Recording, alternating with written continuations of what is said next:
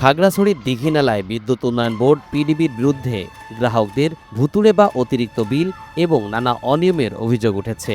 স্থানীয়রা বলছেন, প্রকৃত বিলের চেয়ে তাদের দ্বিগুণের বেশি বিল দিতে হয়। নতুন মিটার বসানো নিয়ে সাধারণ মানুষের ভোগান্তি চরমে।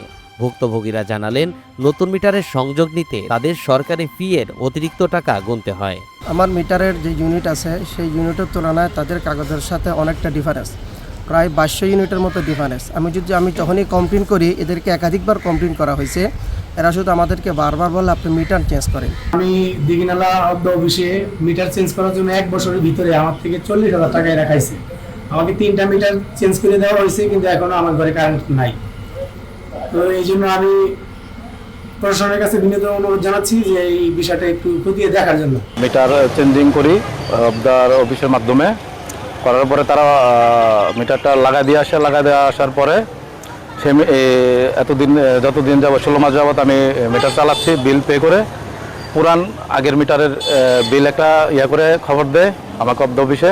আসার পরে বলতেছে 19,000 টাকার মতন বিল আসছে, সেই বিলটা ওদেরকে দেওয়া লাগবে। যদি না দেওয়া হয় তাহলে সে আমার মিটার যেটা আছে আমাদের তো লক করে দিবে। খাগড়াছড়ির দীঘিনালা উপজেলা, রাঙামাটির লংগদু উপজেলা ও বাঘাইছড়ি উপজেলার সাজেক ইউনিয়ন সহ পিডিবির অধীনে প্রিপেইড ও পোস্টপেইড গ্রাহক সংখ্যা অন্তত 22,000। প্রকৌশলের নিয়ম বহির্ভূত কর্মকাণ্ডে অতিষ্ঠ এ সকল বিদ্যুৎ গ্রাহক। দুর্নীতি করতে করতে দুর্নীতির আর কোনো সীমা নাই। বিষয়টা হচ্ছে যে এই যে প্রিপেড যে মিটারটা আছে, রিচার্জ মিটারটা, প্রিপেড মিটারটা যদি মানুষ নিতে যায় তার অফিস থেকে, সেখান থেকে তারা 11,000 টাকা নেয় একটা গ্রাহক থেকে। যদি মিটার লক হয়ে যায়, প্রিপেড মিটারটা যদি এরা অফিস থেকে লক করে দিয়ে তখন ওকে ডাকার পরে দেখে যে ওখানে বকেয়া দেখায় তার থেকে টাকা আত্মসাৎ করে। যেমন মিটারে টাকা না থাকলে মানে বিদ্যুৎ চালু করা যাচ্ছে না, সবার জানা ছিল না। তো টাকা না দিয়ে আমরা তো চালাইতে পারি না। তো এই ভিতরে কেন এত 70 লাখ, কিভাবে আমরা কোথায় থেকে দিব বা কেমনে আমাদের টাকা কেমনে পাই সেটা তো আমরা জানি না। বিদ্যুতের ট্রান্সমিটার বাস্ট হওয়ার কারণে আমি বিদ্যুৎ অফিসে 15,000 টাকা দিয়ে ট্রান্সমিটার পাল্টাইছি। প্রায় 1 বছর আগের কাজ। ওই আরিফ স্যার থাকা অবস্থায় ওনাকে কিছু টাকা দেওয়া হয়েছিল কাজের বাবদ। তো কাজটা সম্পূর্ণ প্রায় হয়ে গেছে, কিছু কাজ বাকি ছিল। ওটা করার পরে সেটা নিয়ে আমার চাকরিটা হচ্ছে, ওনারা বলছে যে আমি আজকে থেকে চাকরি করতে পারবো না, অফিসে ঢুকতে পারবো না, এই ধরনের আমাকে কথা বলছে। তো এই ধরনের থ্রেট কিন্তু আগেও দেওয়া হয়েছিল যে আমরা চাকরি করতে পারবো না, বিভিন্ন একটা সমস্যা হলে আমাদেরকে থ্রেট দেওয়া হয়। এই বিষয় নিয়ে হচ্ছে আমার চাকরিটা আজকে নাই।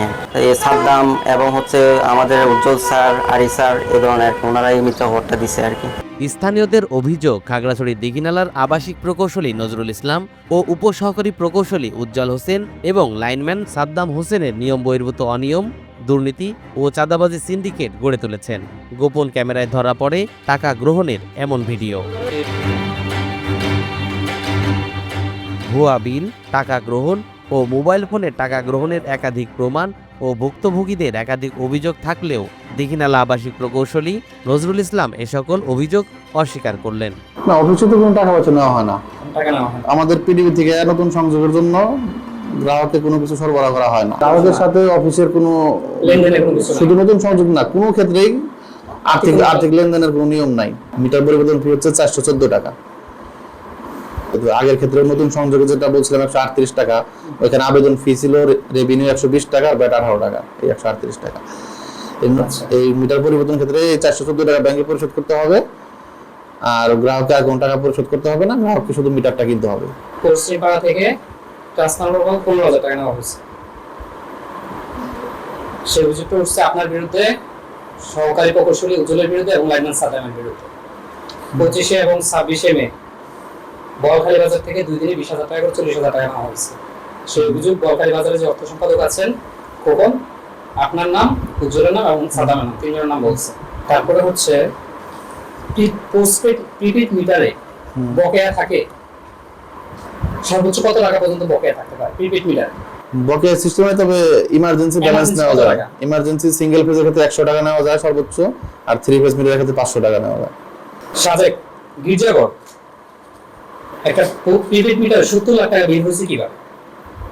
প্রিপেড মিটারে 70 লাখ টাকা বিল হয়েছে। 70 লাখ টাকা বিল হয়েছে, এটা কিভাবে সম্ভব? ওই বিলটা কই আছে? এটা রয়েছে এবং প্রকৌশলী সহকারী প্রকৌশলী উজ্জ্বল যিনি আছেন তিনি আপনার নাম বলে এবং সাদ্দাম সহ তিনজনের যুগ সাজসে 7,500 টাকা আছে আমার কাছে ব্যাংক বিকাশ এবং নগদ অ্যাকাউন্টে লেনদেন পর্যন্ত আছে এবং সেটা জিরো করা হয়েছে টাকা বিনিময়ে। এই ক্ষেত্রে আমার কাছে এই বিষয়ে কোনো অভিযোগ আসেও নাই, এই বিষয়ে আমি অবগতও না। কিন্তু আপনার নামে টাকা ওঠানো হয়েছে।